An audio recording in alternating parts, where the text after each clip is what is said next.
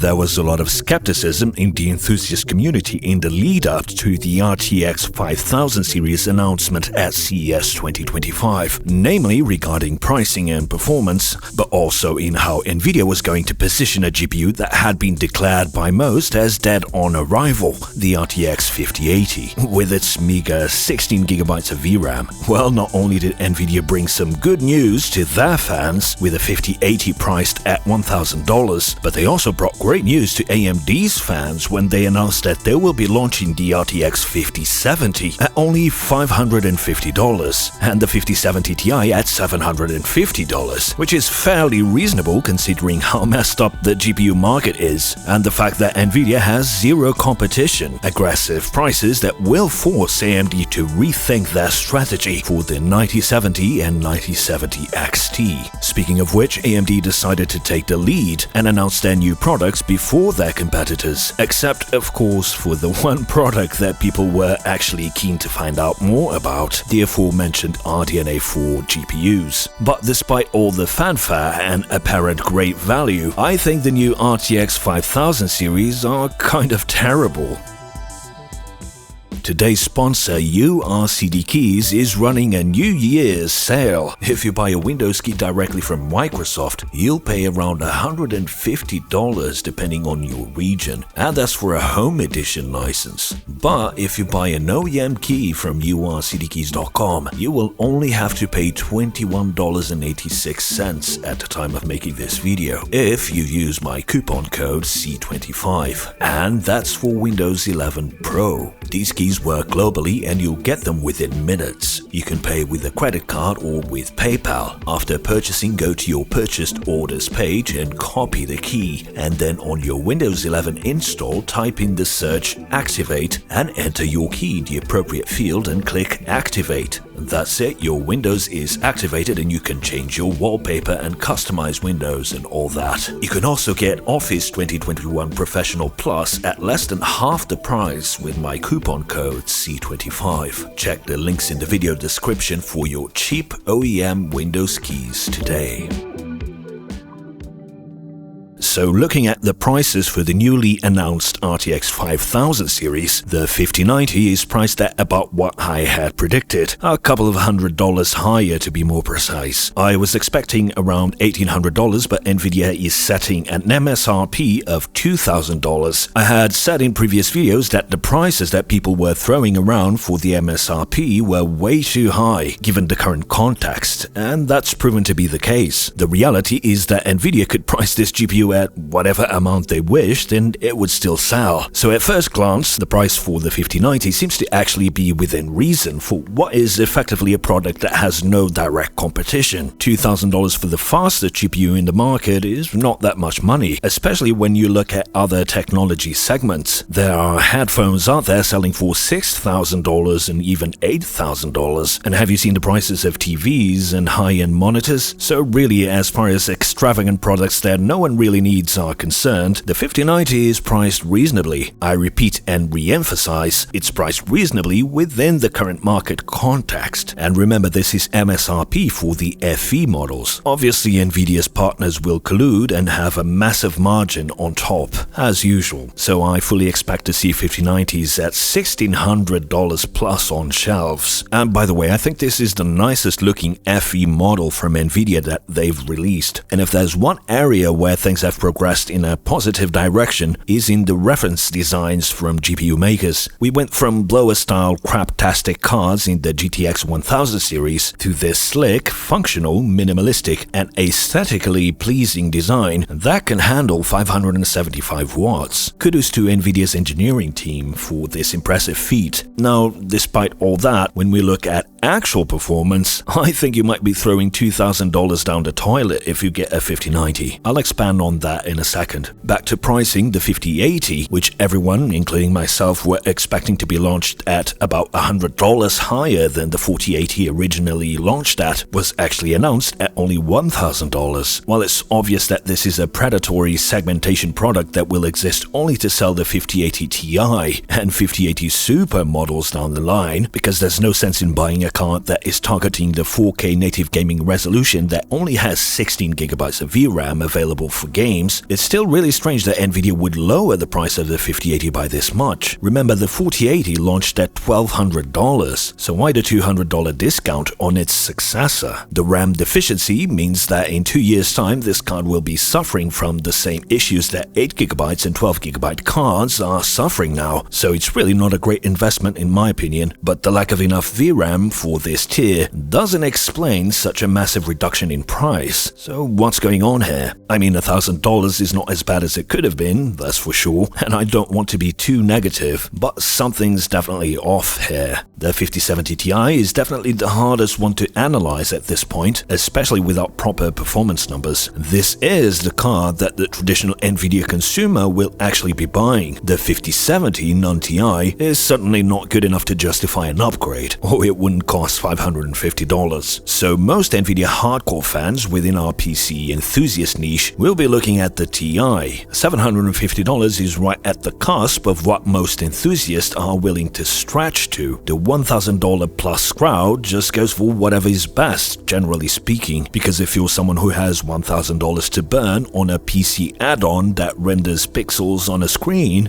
then you probably have $2 or $3 grand to burn also, so you'll just get the fastest. $750 is that price point where gamers will be planning to save up to in order to get a product that goes beyond the Call of Duty, no pun intended. Will the 5070 Ti be that product though? I doubt it. As for the 5070 non-Ti, we all know that when Jensen claimed on stage that this GPU performs at the same level as a 4090, a bunch of asterisks have to apply. Basically, Jensen said that after you switch on a bunch of AI toggles in the Nvidia software panel and introduce so much lag that you're going to feel drunk as you play, then the 5070 performs like a 4090. All the while with the resulting generated image looking weird and uncomfortable, much like AMD's leadership team looked like as they watched the pricing announcement for the 5070. It doesn't really matter that the 5070 is probably not great at actual raster performance. It's the base 70 class card from the market leader, so it will sell. The army of normies out there that don't know much about our niche will be buying this card in droves. A 70 class card for $550? What a deal! And it performs like the 4090. I have no doubt that AMD was hoping to see the 5070 be announced at least at $650 so that they could release the 9070 XT also at $650 at least and claim it was faster in comparison. Not that anyone would have bought a 9070 XT at $650, but in AMD's leadership's mind, that was the retarded plan they were hoping to put in place. The same strategy that they've used for the last few generations, and that has not worked. But now, with Nvidia announcing the 5070 at $550,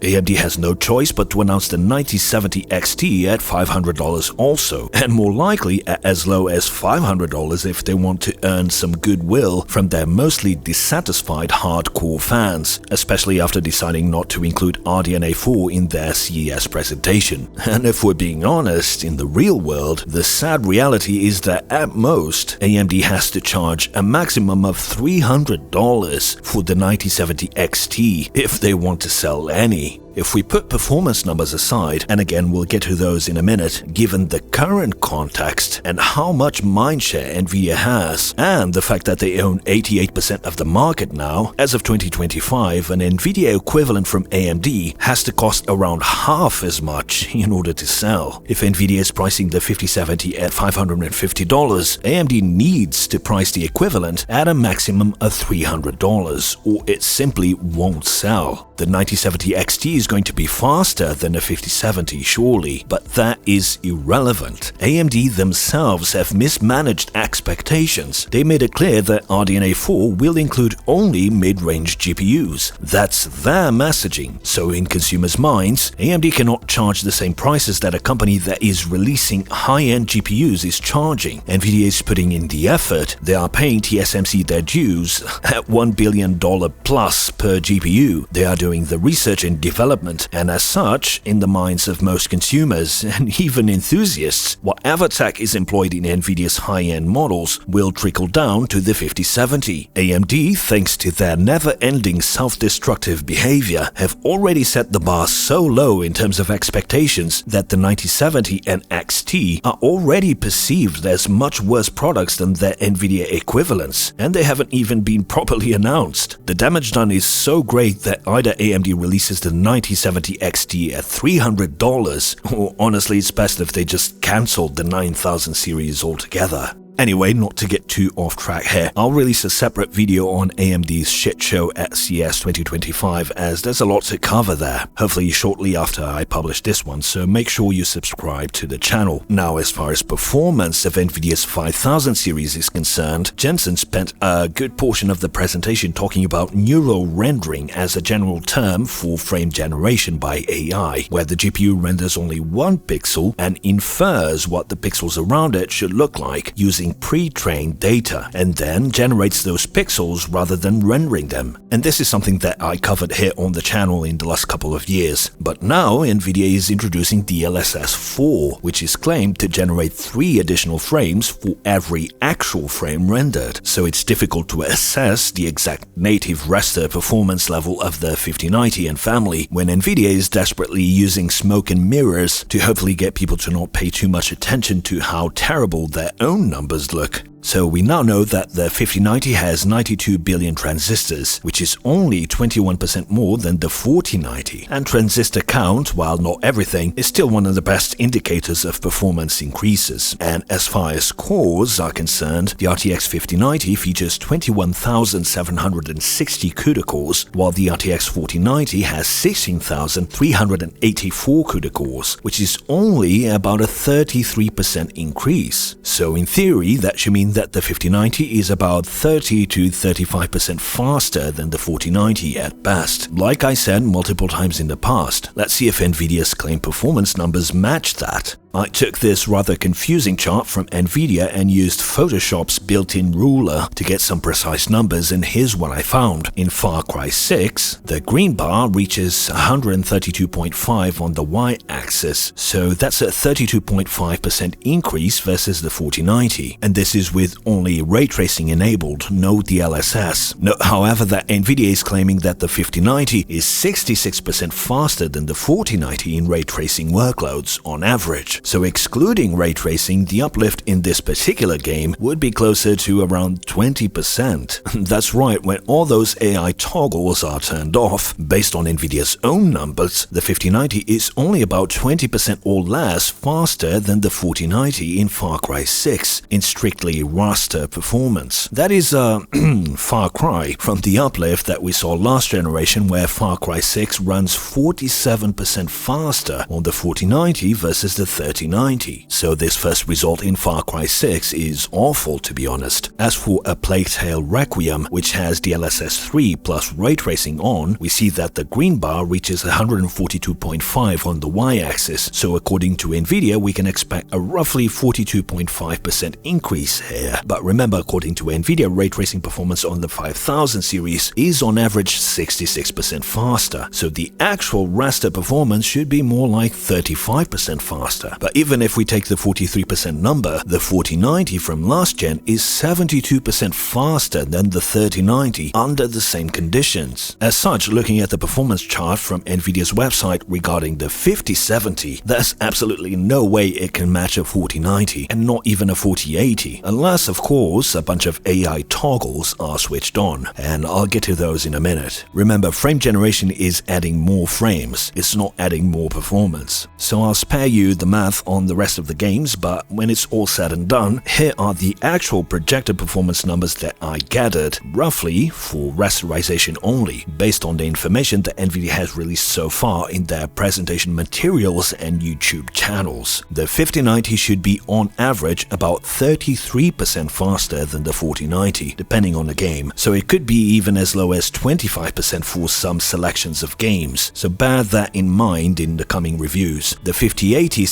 16GB should be around 10 to 15% faster than the 4080 16GB on average, so probably around the performance of a 7900 XTX. The 5070 Ti should be about 35% faster than the 4070 Ti, and the 5070 should be about 30 to 34% faster on average than the 4070. So wouldn't you know it, this is what I've said the performance would be for over a year now. If you don't believe me, just go and watch my previous videos on the 5000 series. There was also a TimeSpy score leaked on ChipHell, which is of course not official, where we see the 5090 performing at 23% faster than the 4090, and in the Speedway benchmark, which includes ray tracing and other DX11 Ultimate features, the difference is 34%. So if we take a step back and look at the big picture, last gen we got massive gains. For instance, 76% higher FPS for the 4090 compared to the RTX 3090, and 59% higher FPS compared to the RTX 3090 Ti in a large selection of games. Sometimes even 90% performance increases in outliers. But this gen we're getting only around a 25 to 35% uplift depending on the model, but with a significant price increase. At least for the 5090, I saw a lot of people celebrating the pricing of these cards, and a lot of people cheering when Jensen claimed the 5070 is as fast as the 4090. But once you look past the marketing BS, I honestly don't see any good reason to buy these cards. Unless, of course, the AI features do matter. This feels more like a refresh than an actual generational leap.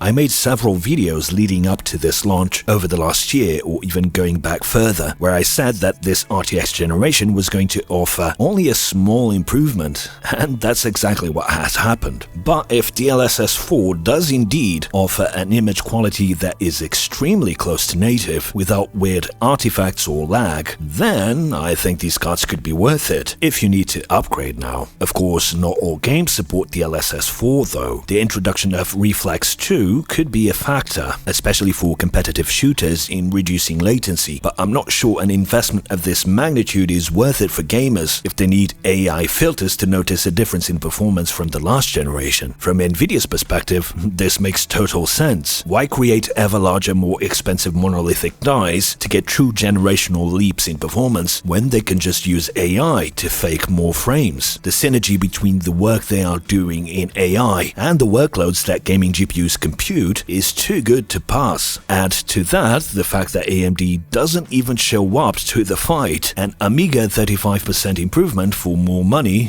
is what you get. And you can't exactly blame Nvidia for it if it's working great for them, and especially if most gamers are happy to pay what they're asking. It's on AMD and Intel to raise the value bar now. The one really exciting announcement from Nvidia's presentation, at least for me, was Nvidia's Trojan horse into the desktop CPU market called Project Digits, which materialized in a mini PC thin client for AI developers that features an ARM SoC. That's right, like I had predicted over a year ago now, Nvidia is making their own ARM-based SoCs. This particular one is made in collaboration with MediaTek, but you can be sure that once there's a consumer version of this aimed at Copilot Plus laptops and desktops, there will be an all-Nvidia ARM-based APU inside it, and I'm sure it won't be long until Nvidia announces that, probably around Computex. This tiny box is a way for developers to start making apps using the Nvidia AI development stack, so that when Nvidia's consumer AI PCs launch, they will have an already established developer base, similar to how Apple built their own dedicated developer base for macOS. I'll be publishing more videos covering CES 2025, particularly concerning AMD's absolutely horrendous showing, so be sure to subscribe so you don't miss that. This video was made possible by my awesome patrons. Show your support for independent analysis today by joining my Patreon for just a couple of dollars per month. If you do, you will get exclusive access to the Cortex Discord server, where I hang out every day. Thanks for watching, and until the next one.